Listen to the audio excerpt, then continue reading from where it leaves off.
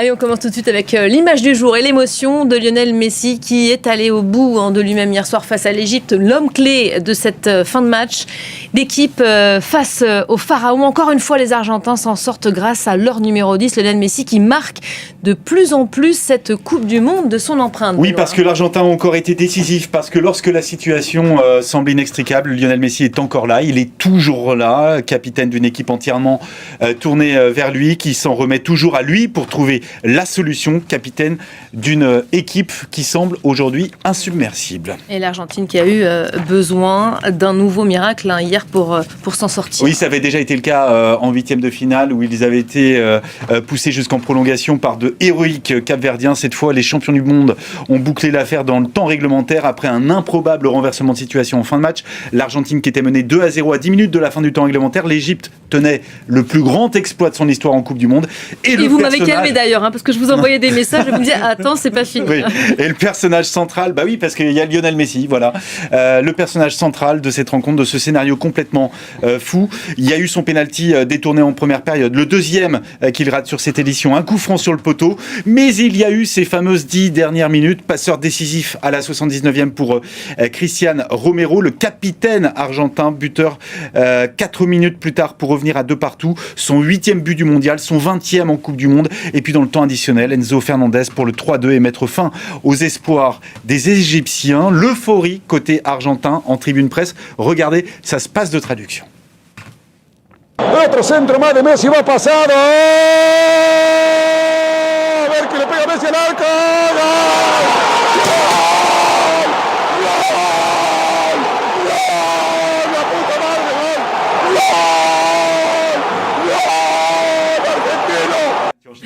Moi, ça m'étonne toujours. Et effectivement, on ne va pas traduire, Benoît. La ferveur, on va dire comme ça, de ce commentateur. Regardez ces images de Buenos Aires hier. Des dizaines de milliers de supporters ont assisté à la qualification de l'Albi Céleste. Quelle ferveur, quelle passion. C'est sans doute l'un des pays dans le monde, sinon le pays dans le monde, où on vibre le plus à chaque fois que l'Albi Céleste est sur le terrain. Oui, c'est un pays dans lequel le foot a vraiment une grosse importance parce que dans l'imaginaire, la sélection nationale fait vraiment partie des couleurs. Et le foot a souvent été une réponse même aux problèmes politiques, sociopolitiques du pays. Et puis on se rappelle quand même de la main de Dieu de Maradona contre l'Angleterre, que le pays a vécu comme une victoire, comme une revanche de la guerre des Malouines. Donc en fait, il y a une vraie volonté à la fois politique et sociale de s'intéresser au foot dans ce pays-là. L'Argentine, c'est Marseille. Pour résumer, en fait, en gros, c'est un endroit où on pense football, où ça fait partie des gènes, où ça fait partie de la vie au quotidien.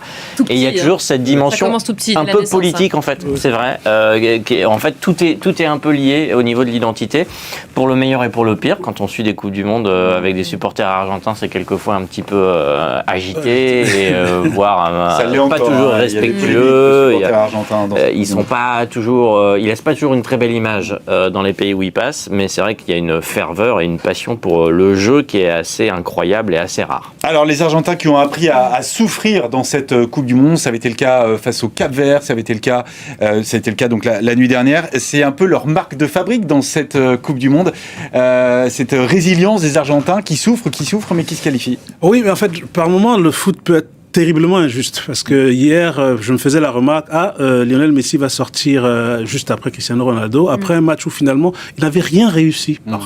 Il avait eu du mal, il n'arrivait pas à éliminer une seule personne, il avait été vraiment bien pris en étau, les Égyptiens étaient bien placés, avaient utilisé leur vitesse sur des contres, donc je me disais, allez, c'est fini, au revoir, cette génération qui nous a fait cette génération qui nous a fait rêver, et puis voilà, en 5 minutes, il a tout changé. C'est le genre de joueur qui fait qu'on aime le foot, parce qu'effectivement, vraiment, on ne s'y attendait, plus personne ne s'y attendait, et puis la lumière... Ce match-là, c'est ce qui fait qu'on regarde un match de foot. Ouais. Parce que très clairement, ça commence, l'Égypte qui marque un but à l'Argentine, déjà c'est la grosse cote. L'Égypte qui mène face à l'Argentine, championne du monde en titre, c'est la grosse cote. Tout le monde attend Messi, les polémiques sur l'arbitrage et tout. Et puis finalement, on a ce retournement, cette remontada qui fait que quand même, on est dans de l'exceptionnel et dans des matchs qui marquent, qui restent. C'est un match qu'on retiendra de cette Coupe du Monde.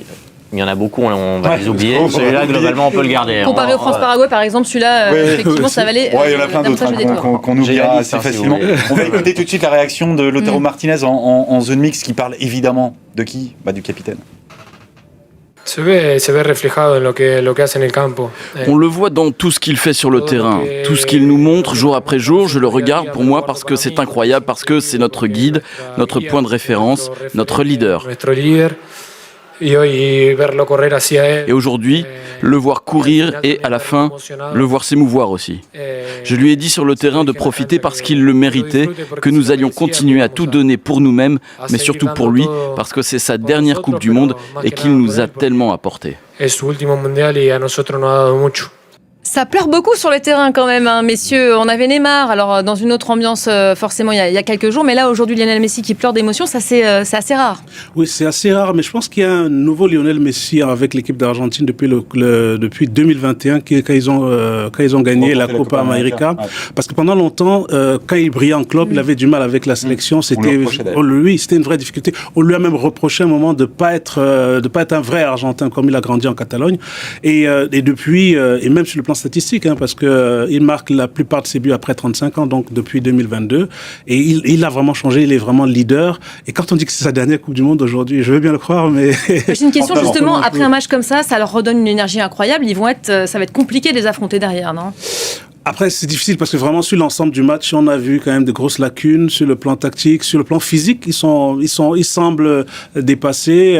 Et vraiment, je pense que la demi-finale, le quart de finale sera difficile. Après, comme on dit, ce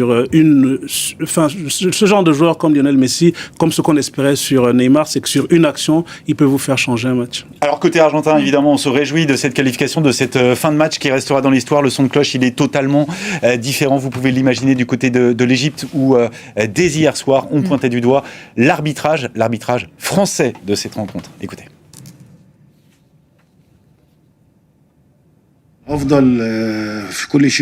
Il y a eu des éléments externes et internes qui ont influencé le résultat final de ce match. Il est clair que la pression exercée sur l'arbitre français avant le match par l'Argentine a porté ses fruits parce qu'il est français et qu'il y a l'équipe de France. La victoire de l'Argentine est totalement imméritée et je vous promets qu'une fois de retour en Égypte, je ne regarderai plus un seul match de cette Coupe du Monde car il n'y a aucune justice. On entend le sélectionneur égyptien, on se demande s'il est mauvais perdant ou pas. En tout cas, les questions d'arbitrage, il faut qu'on en parle, qui sont quand même au cœur de notre Coupe du Monde cette année.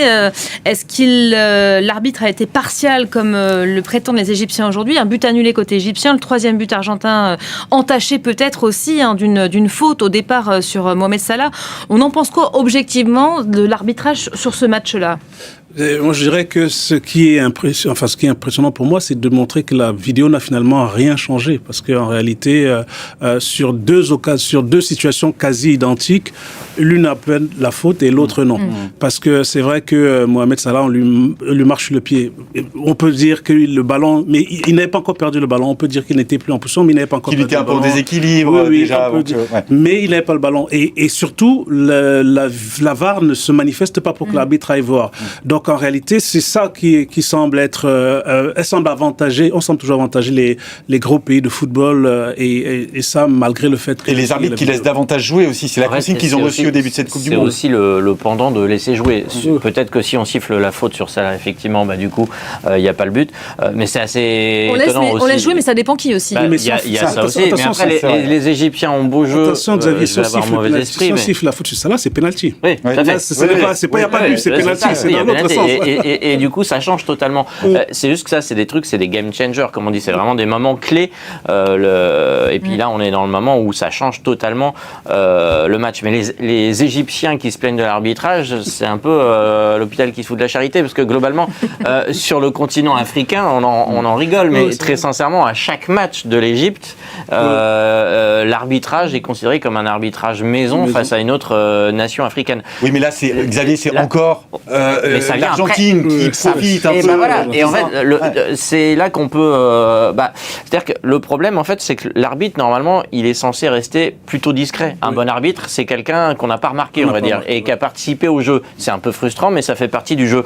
Là, en l'occurrence, depuis le début de la compétition, les polémiques, elles s'enchaînent, et c'est vrai qu'elles ont un point commun, c'est l'Argentine. Et c'est aussi étayé par des images où on voit Infantino en train de faire la fête et de se féliciter avec le président de la fédération argentine, dire qu'il a souffert contre le Cap-Vert derrière l'Argentine. Donc c'est quand même un faisceau de déclarations ou de faits qui font que, en fait, on crée une polémique. C'est un peu comme la polémique de l'arbitrage marocain à la CAN. C'est-à-dire qu'en fait, à un moment donné, c'est des petites polémiques qui montent. Comme on n'est pas capable de les dégonfler à un moment donné dans la compétition, elles grossissent, et finalement, oui, il y a peut-être un peu côté mauvais perdant, mais sur le fond, il y a aussi des arguments pour étayer cette discussion, cette polémique. On parle beaucoup de ce que j'entends là, beaucoup trop de l'arbitrage dans ce mondial. On est arrivé à une limite où on questionne tout le temps. On parle pas du VAR parce qu'il sert à rien sur cette Coupe du Monde, puisque finalement le gars qui regarde la télé, en fait, il est payé pour venir à la Coupe du Monde pour regarder les matchs, mais jamais alerter l'arbitre. Donc dans ces cas-là, en fait, là, c'est un plaidoyer pour la vision FIFA Michel Platini. Pas de VAR. Et pas de politique dans le football. Et finalement, c'est son adversaire Infantino qui, lui, a mis en place autre chose. Et là, sur cette Coupe du Monde, on en arrive quand même à des limites. On ne parle pas du VAR parce que le VAR a servi à rien sur cette Coupe du Monde. Et on parle de l'arbitrage parce que les décisions sont souvent contestables, et souvent contestables dans certains cas qui sont déjà des sujets à polémique, des matchs possiblement à polémique. Et la fédé égyptienne, je le rappelle, demande l'exclusion de François Le Texier, l'arbitre français, donc qui officiait aussi pour ce match Argentine-Égypte jusqu'à la fin de la compétition. Et on va continuer à en parler des arbitres, parce qu'il y a 5 arbitres argentins qui ont été désignés pour le quart de finale